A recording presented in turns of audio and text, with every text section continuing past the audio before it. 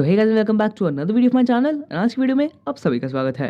वैसे तो मैंने अपने आने वाले 2-3 हफ्तों का प्लान बना लिया था कि कौन कौन सी वीडियोस पे काम करना है, कौन कौन सी पे नहीं करना है, वगैरह वगैरह। लेकिन तभी मार्वल वालों ने एक ऐसे ट्रेलर की बरसात कर दी कि भाई मैं बहुत ज़्यादा एक्साइटेड हो गया।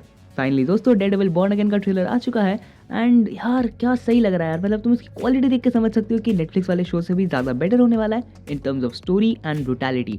वही सेम डेयरडेविल अपना वापस आ गया, वही सेम किंगपिन वापस आ गया, वही सेम स्ट्रीट लेवल एक्शन।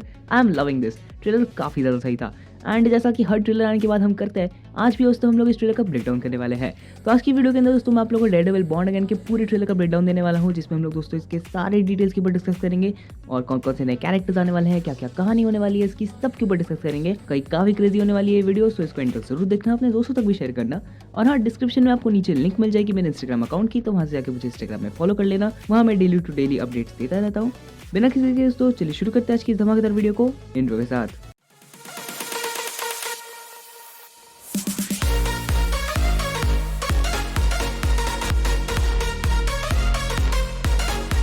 अब इस ब्रेकडाउन को शुरू करने से पहले मैं आप लोगों को कुछ इंपॉर्टेंट डिटेल्स बता देता हूँ। देखो, ओरिजिनली जब ये शो बन रहा था डेयरडेविल बॉर्न अगेन, तो एक रिबूट होने वाला था। बस फर्क इतना होता कि डेयरडेविल एंड किंगपिन के एक्टर्स हमारे रिटर्न करते और बाकी ये पूरा ही रिबूट होने वाला था। ये R-rated भी नहीं करने वाले थे मार्वल, और कहानी एकदम ही डिफरेंट होने वाली थी from the original Netflix show.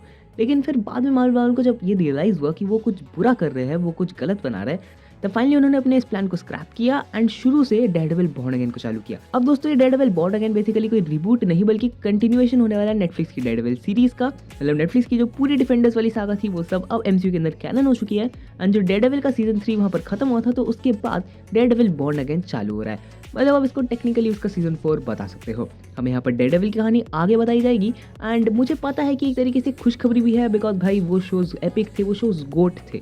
तो अगर उनको आप MCU में कैनन करते हो और उनकी कहानी आगे कंटिन्यू करते हो, सो डेफिनेटली मजा तो आएगा ही देखने में।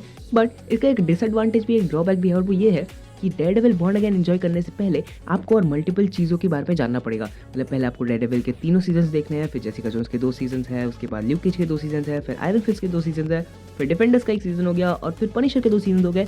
और वो भी ये सब टाइमलाइन ऑर्डर में तो अलग ही लेवल पे मिक्स्ड है। तो यार भाई काफ़ी क्रेजी टाइमलाइन ऑर्डर है इनका, और मुझे पता है कि ये सब देखने का आपके पास बिल्कुल भी टाइम नहीं है।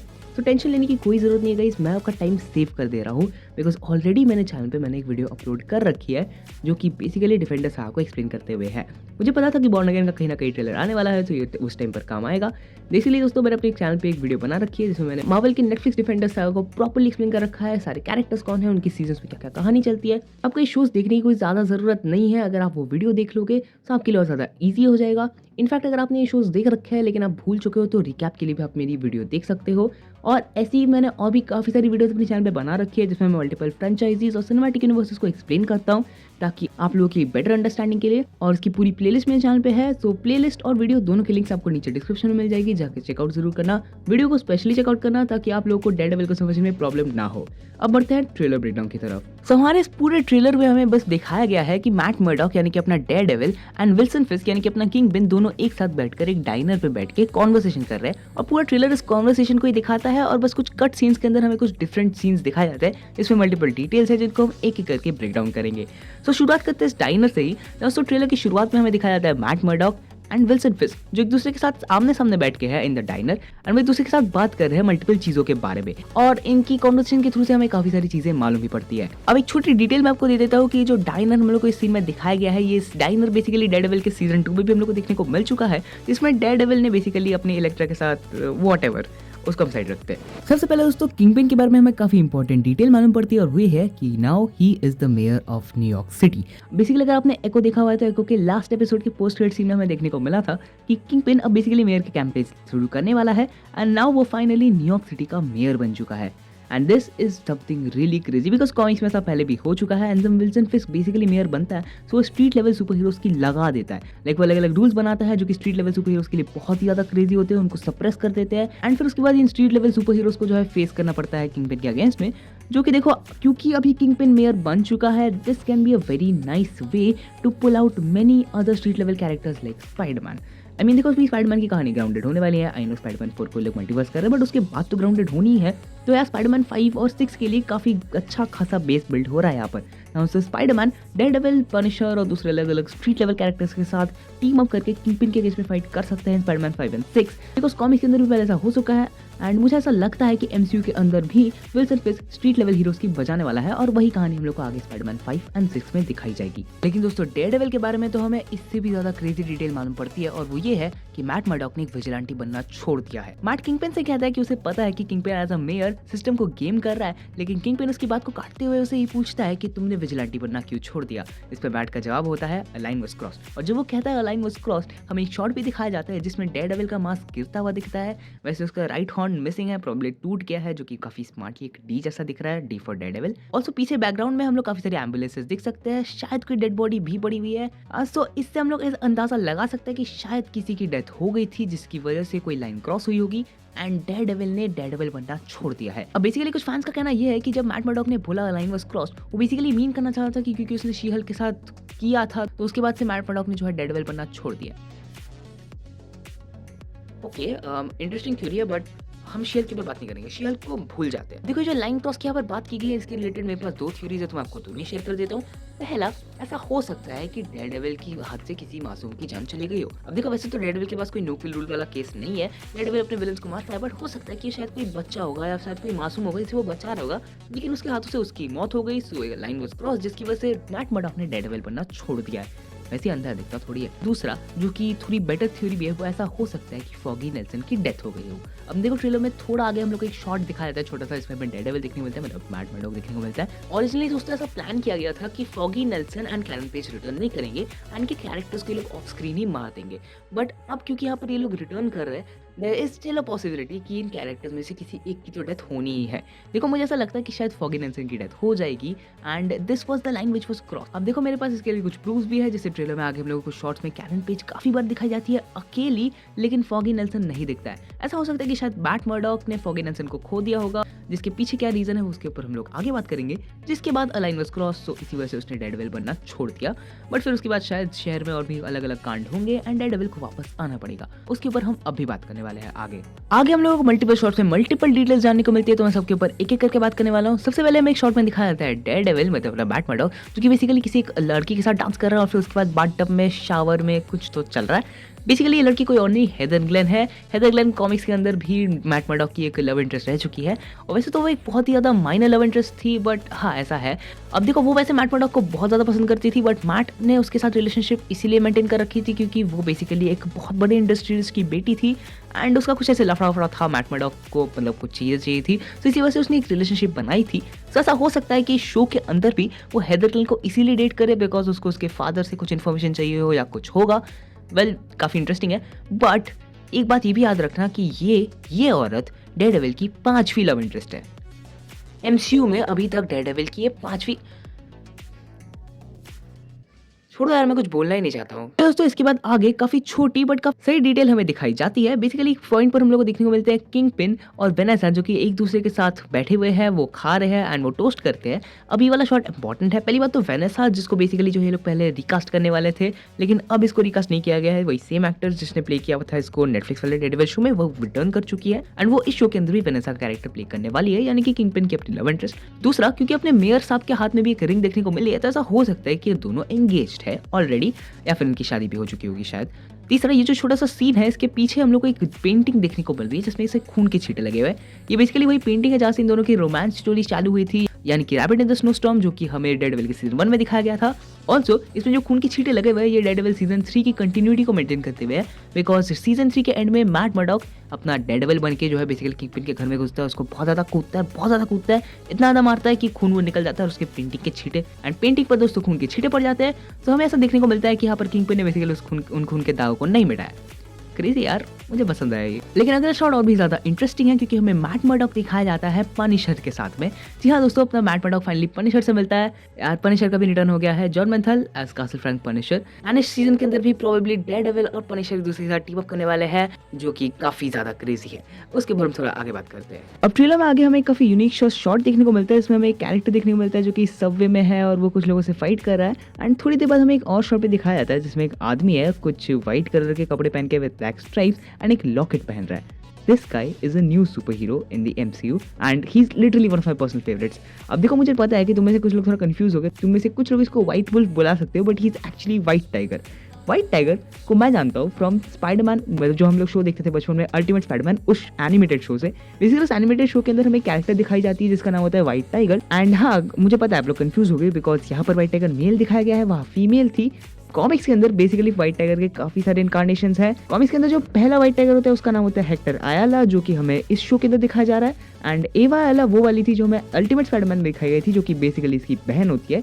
हेक्टर अयाला और एवा अयाला दोनों को अपनी पावर्स एक स्पेशल लॉकेट से मिलती है जो वो पहनते हैं। एंड इस लॉकेट को पहनने के बाद उनके पास ऐसे सुपर ह्यूमन स्ट्रेंथ वगैरह वगैरह आ जाती है, जिसके बाद वो क्राइम फाइटिंग करते हैं विजिलेंटे की तरह। वैसे हेक्टर अयाला के अपीयरेंस के बाद उनकी डेथ हो जाती है एंड फिर उसके बाद उसकी बहन एवा अयाला उसकी जगह लेती है। एंड क्योंकि शो के अंदर जिस एक्टर ने प्ले किया हमारे हेक्टर अयाला यानी कि व्हाइट टाइगर को, उनकी भी डेथ काफ़ी रिसेंटली हुई है। सो मुझे ऐसा लगता है कि शायद इसी सीजन के अंदर इनकी डेथ हो जाएगी एंड फिर उसके बाद एवा अयाला को ये लोग इंट्रोड्यूस करेंगे, जो कि शायद इसका लॉकेट उठा लेगी एंड फिर इसकी जगह भी ले लेगी। वेल, तुम्हें क्या लगता है इस कमेंट्स में बताना। लेकिन आगे एक और शॉट के अंदर हम लोग को देखने को मिलता है कि कुछ कलरफुल मास्क पहने हुए लोग आते हैं बैंक के अंदर शायद रॉबरी करने। एंड वो ऐसे उनमें से एक जो रेड कलर का मास्क पहन के वो डेयरडेविल के ऊपर अपने मैट के ऊपर ऐसे गन टान देता है। एंड फिर उसके बाद मैट मैट की कुताई करता है और फिर कुछ शॉट्स बाद हमें वो रेड मास्क वाला पहना कैरेक्टर भी दिखाया जाता है जो कि कूद के किसी के ऊपर कूद के फाइट कर रहा है। अब देखो बेसिकली शॉट छोटा है बट मैं आपको एक थोड़ी डिटेल देना चाहूंगा। ऐसा लगता है मुझे कि जो सेकंड वाला शॉट है जिसमें वो रेड मास्क पहना वाला बंदा हमें देखने को मिलता है जो कि फाइट कर रहा है, ये मैट मर्डॉक है। हो सकता है कि यहाँ पर कोई गैंग होगी, कोई मास्क क्रिमिनल्स होंगे जो कि बेसिकली रॉबरी करने आए होंगे बैंक में। एंड वहाँ पर बैंक पे प्रेजेंट होगा, वो उनकी कुताई करेगा। उसके बाद मैट उनमें से एक का मास्क उठा लेगा जो कि रेड कलर का मास्क पहन के था। एंड फिर शायद कुछ विजिलेंटी काम करने निकलेगा, जिसके बाद शायद वो डेयरडेविल का सूट फिर से पहनेगा। क्योंकि दोस्तों आगे हम लोग को एक शॉट दिखाया भी आता है जहाँ पर दोस्तों मैट अपने रूम को विजिट करता है और उसके पास 5 अलग अलग हेलमेट्स हमें नजर आते हैं। मतलब मैट के पास भाई काफी सारे सूट्स होने वाले हैं इन दिस एंटायर सीरीज। मैं एक सीजन की बात नहीं कर रहा हूँ, एंटायर सीरीज। ऑब्वियसली भाई एमसीयू वाले अपना सूट्स चेंज करते रहते हैं हर 1-2 दिन में। सो हाँ, डेयरडेविल के पास भी मल्टीपल सूट दिखाई देंगे। अब यहाँ पर हम लोग को 5 हेलमेट दिखाए जाते हैं। मैं आपको 5 शॉट डिस्क्राइब कर दूं। सबसे पहले हमें यहाँ पर 2 रेड कलर के हेलमेट दिखाया जाता है। ये उसके नॉर्मल सूट वाले हेलमेट्स होंगे, इनमें से कोई एक शायद वो पहनेगा या 2 भी पहन सकता है। नंबर 2 जो हमें ये येलो कलर का हेलमेट बीच में दिखाया जा रहा है, ये बेसिकली वो वाला सूट है जो उसने शी हल्क पे पहना था और फिर उसको भूल जाते हैं। लेकिन इसके अलावा हमें दोनों कॉर्नर्स में एक ब्लैक और एक सिल्वर कलर का भी सूट देखने को मिलता है। तो जो ये सिल्वर वाला हेलमेट है ये शायद कॉमिक से ब्लैक आर्मर सूट का हेलमेट हो सकता है। वही दूसरी तरफ जो ब्लैक वाला है वो बेसिकली शायद शैडो लैंड आर्मर का पार्ट हो सकता है। ये दोनों ही कॉस्ट्यूम्स डेयरडेविल की बहुत सॉलिड कॉस्ट्यूम्स है। तो कॉमिक्स में पहली बार इन सूट्स को दिखाया था ना भाई, मजा ही आ जाता है, अलग ही लेवल का मजा आता है। सो हाँ यार, मैं भी काफी हद तक इंटरेस्टेड हूँ इन सूट्स को लाइव एक्शन में देखने के लिए।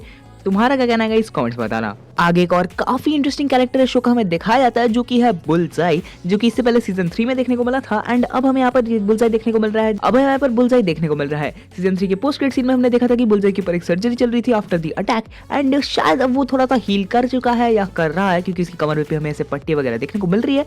बुलजाई एक बहुत ही ज्यादा स्पेशलाइज्ड मार्क्समैन है। मतलब भाई वो निशाना लगाता है तो वो चूक नहीं सकता है, इतना ही ज्यादा पावरफुल, इतना ही ज्यादा क्रेजी आदमी है ये आदमी विजिलेंटी बन के घूमता है और डेयरडेविल को मारने निकला था। और आगे इसी ट्रेलर के अंदर हम लोग इसको कुछ कॉमिक एक्यूरेट सूट्स पहने हुए भी देखने को, और आगे में इस ट्रेलर के अंदर ये आदमी कॉमिक एक्यूरेट सूट पहने हुए भी दिखता है। अब देखो मेरी ऐसी थ्योरी है, कुछ देर पहले मैंने आपको बताया था कि फॉगी नेल्सन की शायद डेथ हो सकती है इस सीजन के अंदर। मेरा ऐसा गेस है कि शायद ये काम बुलजाई करेगा। देखो बुलजाई की सर्जरी के बाद बंदा ठीक हो जाएगा एंड उसके बाद पॉसिबली उसके कोई ट्रायल्स चलेंगे, डेयरडेविल में भी इसमें इन्वॉल्व हो, मतलब एज मैट मर्डॉक, मतलब एज अ लॉयर। एंड ऐसा हो सकता है कि ये बंदा फ्री हो जाए, फिर ये अपना सूट वूट पहन के निकलेगा एंड फॉगी नेल्सन की मौत के पीछे ये आदमी रिस्पॉन्सिबल हो, जिसकी वजह से एक लाइन वाज क्रॉस एंड उसके बाद मैट ने डेयरडेविल यानी कि एक विजिलेंटी बनना छोड़ दिया हो। उसके बाद उसने प्रोबब्ली अपने डिफेंडर्स की टीम को छोड़ दिया होगा और यही वो रीजन होगा इसकी वजह से शायद डिफेंडर्स की टीम के साथ उसका कभी कुछ कॉन्टैक्ट नहीं है, पनिशर के साथ कुछ कॉन्टैक्ट नहीं है। इसी वजह से इन कैरेक्टर्स के साथ वो दोबारा इंटरेक्ट करेगा, हमें करते हुए हमें एमसीयू में देखने को मिलेगा।